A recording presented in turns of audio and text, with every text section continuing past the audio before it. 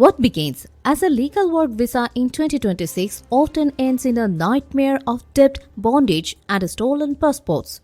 These labor brokers aren't just recruiters. They are the architects of a global trafficking machine that moves humans like cargo. Behind the smart city mega projects of the Middle East lies a sophisticated pipeline of exploitation operating in broad daylight. If we don't dismantle the mechanics of this system now, the cycle of digital and physical abuse will never end.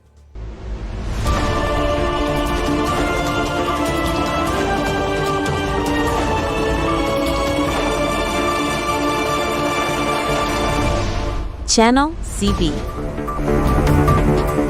Today, we are dismantling the hidden pipeline. While international treaties in 2025 promised a new era of migrant rights, the reality on the ground has shifted into a more dangerous, tech-driven shadow market. We are looking at how deceptive Middle Eastern labor brokers exploit systemic legal loopholes to traffic vulnerable migrants from Southeast Asia and East Africa. The trap begins long before a worker reaches the airport. In 2026, the primary weapon is AI-driven recruitment, the algorithm of vulnerability. Brokers now use unregulated social media algorithms to target individuals in financial distress. These ads don't look like labor ads. They look like luxury hospitality or high-tech service opportunities. The luxury mask job descriptions are hyper-realistic, generated by AI to mimic legitimate corporate contracts. They promise high wages and unrivaled benefits, specifically designed to bypass the traditional red flags used by international labor NGOs. Once a candidate is hooked, the financial machinery kicks in. This is where the paper trail vanishes: decentralized finance and hawala. To avoid modern banking freezes and 2025 anti-trafficking sanctions, brokers have migrated to a hybrid system. They use hawala, an informal trust-based money transfer system, settled through cryptocurrency or trade-based money laundering. Kafala 2.0. Despite high-profile abolitions of the kafala system in countries like Saudi Arabia and Qatar, brokers have found the shell company loophole. They create temporary companies that act as the legal sponsor, providing a veneer of legitimacy while the actual owners remain untraceable.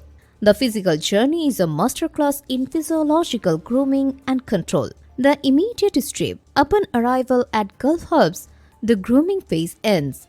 Before even leaving the airport terminal, workers often have their biometrics and passports confiscated under the guise of security processing. High-tech enclosure. In 2026, physical fences are being replaced by digital geofencing. Workers are issued mandatory employment apps or wearable tags that track their movement in real time, effectively turning high-security labor camps into invisible prisons. Why does this continue? It's a matter of economic complicity. Regional giants. Local enforcement often turns a blind eye because this broker network supply the invisible workforce for state-backed mega projects and high-tech manufacturing. Failed treaties. Even with 2025 human rights treaties in place, the broker-client relationship remains a black box.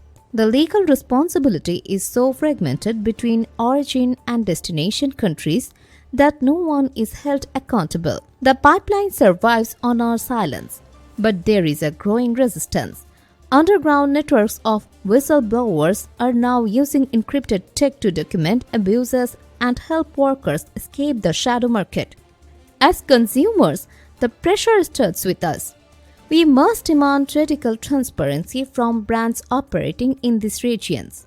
The hidden reality is only hidden because we haven't looked closely enough. The recruitment fee is no longer just a cost of entry. It is a permanent change. In the digital age, traffickers don't need iron bars when they have your digital identity and a debt you can never repay. Subscribe now for daily news and updates.